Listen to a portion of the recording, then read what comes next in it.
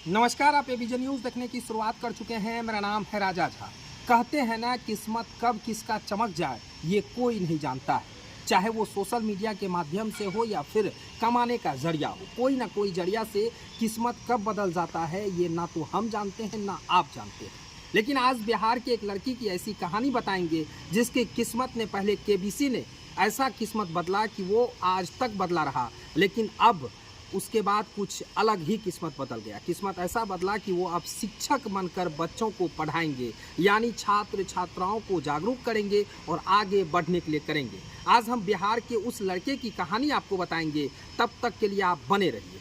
दरअसल बिहार के मोतिहारी जिले के वो लड़का ने आज न कि सिर्फ बिहार का नाम रोशन किया बल्कि पूरे देश में डंका बजा रहा है।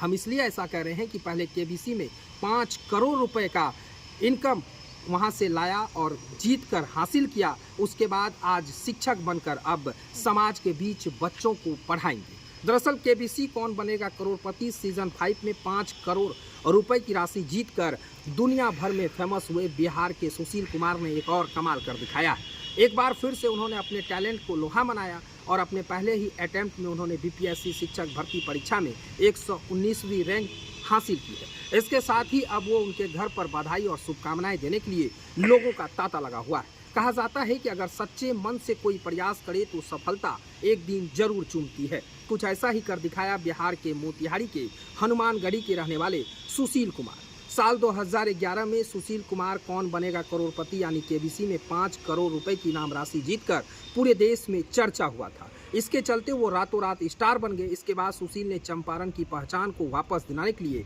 चंपा से चंपारण अभियान चलाया, जो ये भी चर्चा का विषय रहा। सुशील को ये पता नहीं था कि वो केबीसी से 5 करोड़ रुपए जीतेंगे, लेकिन सुशील की काबिलियत कहे या फिर हर क्वेश्चन का आंसर देना कौन बनेगा करोड़पति में ये कहीं ना कहीं बड़ा चीज़ है। इसलिए सुशील को जब 5 करोड़ जीत कर आया तो अपने चंपारण और अपने बिहार के नाम रोशन करने के लिए उन्होंने एक अभियान चालू रखा, चंपा से चंपारण। ये चंपा से चंपारण सिर्फ ना कि बिहार और ना कि मोतिहारी बल्कि पूरे देश में गूंज सुनाई दिया। उसके बाद सुशील का मन में आया कि हम कुछ अलग करें। शिक्षा के क्षेत्र में जुड़े सुशील पढ़ाई अपनी जारी रखी और बीपीएससी में 119वीं रैंक लाकर सुशील पूरे बिहार में नाम रोशन किया। सुशील का चर्चा इन दिनों पूरे बिहार में चल रहा है। हम ऐसा इसलिए कह रहे हैं क्योंकि सुशील का चर्चा है कि सुशील एक ऐसा लड़का था कि ना कि उसे ये मालूम था कि हम केबीसी से 5 करोड़ जीतेंगे, ना कि उन्हें ये मालूम था कि हम इतनी अच्छे पढ़ाई कर और समाज के बीच बच्चों को पढ़ाएंगे। लेकिन सुशील का जिस तरह से चयनित हुआ बीपीएससी द्वारा आयोजित शिक्षक भर्ती परीक्षा में, सुशील ने 10+2 में मनोविज्ञान विषय से 119वीं रैंक हासिल की है। इसके अलावा वर्ग 6 से 8 में सोशल साइंस में उनकी 1692वीं रैंक आई है। दोनों पदों पर उनका चयन सफल रहा है। सुशील कुमार ने कहा है कि उनकी पोस्टिंग उनके गृह जिले में ही होगी और 15 दिसंबर 2023 को मुजफ्फरनगर में आरडीएस कॉलेज में शिक्षक पात्रता परीक्षा दी थी, जिसमें वो सफल हुए। उन्होंने कहा कि कभी काउंसलिंग होना बाकी है, जल्द ही वह ड्यूटी शुरू कर देगा।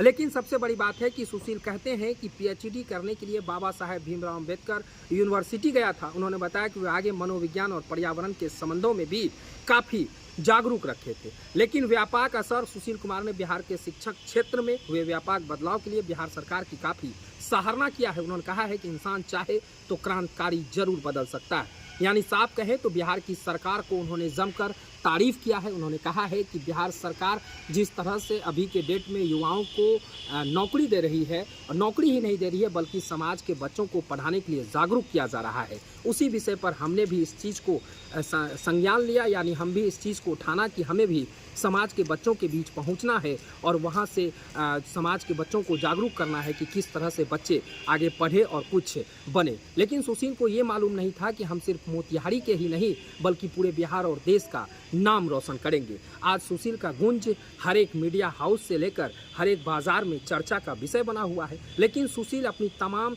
जो आगे बढ़ने की चीज़ें थी उन सभी चीज़ों पर वो अपने माता पिता का श्रेय देता है। माता पिता का सबसे बड़ा वो श्रेय मानते हैं। उन्होंने कहा है कि माता पिता की वजह से ही आज हम आगे हैं और माता पिता का देन है कि आज हम केबीसी में गए या फिर आज हम शिक्षक बने हैं। उनका एक ही मकसद है कि शिक्षक बनकर छात्र छात्राओं को जागरूक करना है। जिस तरह से वो आगे बढ़े उसी तरह से वो और अपने आसपास के और समाज के बच्चों को आगे बढ़ाएंगे। लेकिन जो सबसे बड़ी बात थी चंपा से चंपारण का अभियान, आज पूरे देश में सुर्खियां बटोर रही है। फिलहाल ये खबर को हम यहीं तक छोड़ चले जाते हैं। अगर आपको ये खबर अच्छा लगा तो कमेंट बॉक्स में हमें ज़रूर बताएं। अगर आप नए हैं तो हमारे चैनल को सब्सक्राइब, लाइक, शेयर और ज़रूर करें। धन्यवाद।